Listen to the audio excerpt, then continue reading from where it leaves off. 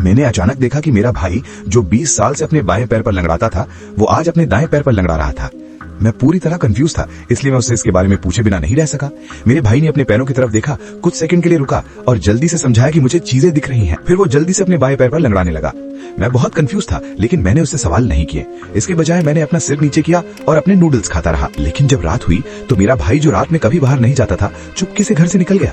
दरवाजा बंद होने की आवाज से मेरी नींद खुली, लेकिन मुझे इतनी नींद आ रही थी कि मैं होश में नहीं रह सका, इसलिए मैं तुरंत वापस सो गया। हालांकि जब सुबह हुई तो मेरा भाई अजीब तरह से बिस्तर पर वापस आ गया। मुझे हल्का सा लगा कि कुछ गड़बड़ है, इसलिए नाश्ते के दौरान मैंने उससे पूछा कि वो कल रात को कहाँ गया था। लेकिन उसने कहा कि वो पूरे समय अपने कमरे में ही सो रहा था और मैंने शायद कोई बुरा सपना देखा होगा।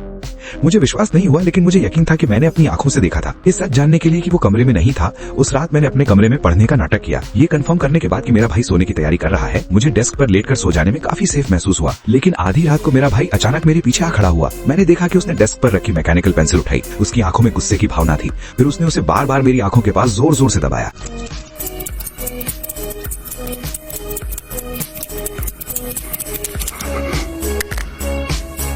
ये कंफर्म करने के बाद कि मेरा कोई रिएक्शन नहीं है, मेरा भाई आखिरकार आराम से चला गया। लेकिन जैसे ही वो घर से बाहर निकला, मैंने अपनी आंखें खोली, क्योंकि मैं पूरे समय सोने का नाटक कर रहा था।